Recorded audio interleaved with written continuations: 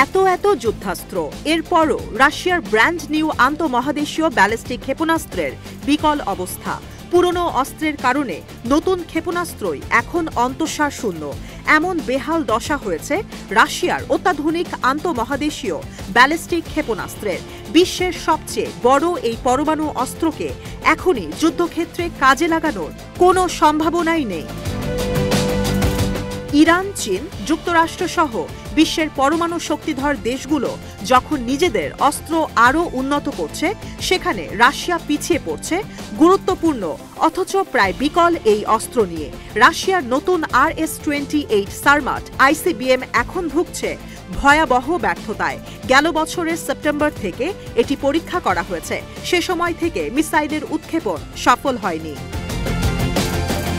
ক্ষেপণাস্ত্র বিশেষজ্ঞরা বলছেন, যান্ত্রিক ত্রুটির কারণে কয়েকবারই পরীক্ষা করতে গিয়েও স্থগিত করা হয়েছে সারমাটের উৎক্ষেপণ। এই সারমাটকে সোভিয়েত আমলের R-3X এর স্থলাভিষিক্ত করার কথা ছিল। প্রথমবারের মতো সারমাটকে সামরিক খাতে যুক্ত করা হয় 1988 সালে। ন্যাটোর কাছে এটি দূরপাল্লার ক্ষেপণাস্ত্র হিসেবে পরিচিত। কয়েক বছর এটির সংরক্ষণ হয়েছে। এরপর নামকরণ হয় SS-88 সাটার্ন।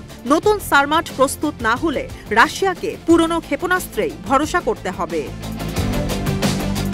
এই সারমাট মিসাইল প্রস্তুত না হলে বা পুরোপুরি যুদ্ধক্ষেত্রে ব্যবহারে দেরি হলে মস্কোকে ব্যবহার করতে হবে পুরনো ক্ষেপণাস্ত্র, যেখানে যুক্তরাষ্ট্র সেন্টিনেল প্রকল্পের মধ্য দিয়ে নিজেদের আন্তঃমহাদেশীয় ব্যালিস্টিক ক্ষেপণাস্ত্র উন্নত করার কাজ করে যাচ্ছে। যদিও মিসাইল বিশেষজ্ঞরা বলছেন R-36 মেয়াদোত্তীর্ণ হয়ে গেছে। রাশিয়া জোর করে এই মিসাইল টিকিয়ে রেখেছে। রুশ প্রেসিডেন্ট ভ্লাদিমির পুতিন বলেছেন, 2007 সালেই এগুলো ব্যবহার বন্ধ করে দেওয়ার কথা থাকলেও আরও 2 দশক পরও এই মিসাইল ব্যবহার করা যাবে। পুতিনের দাবি, R-36 বারবার ব্যর্থ হচ্ছে কারণ যন্ত্রাংশগুলো পরিবর্তন প্রয়োজন, কিন্তু এই যন্ত্রাংশগুলো নির্মাণ করা হয় না। অথচ প্রতিরক্ষা বিশ্লেষকরা বলছেন R-36 অকেজো পড়ে আছে অনেক বছর। রাশিয়ার আরও একটি ICBM আছে, কিন্তু R-36 বহন করতে পারে সবচেয়ে বেশি আর শক্তিশালী যুদ্ধাস্ত্র। সারমাট ব্যবহারের লক্ষ্য যুদ্ধক্ষেত্রে শত্রুপক্ষকে কোণঠাসা করে দেয়া। এই সারমাটের গতিসীমা 10,000 মাইল, সক্ষমতা 10 টনের যুদ্ধাস্ত্র বহনের। পাশাপাশি একসঙ্গে 10টি যুদ্ধাস্ত্র বহন করতে পারে এই সারমাট RS-28।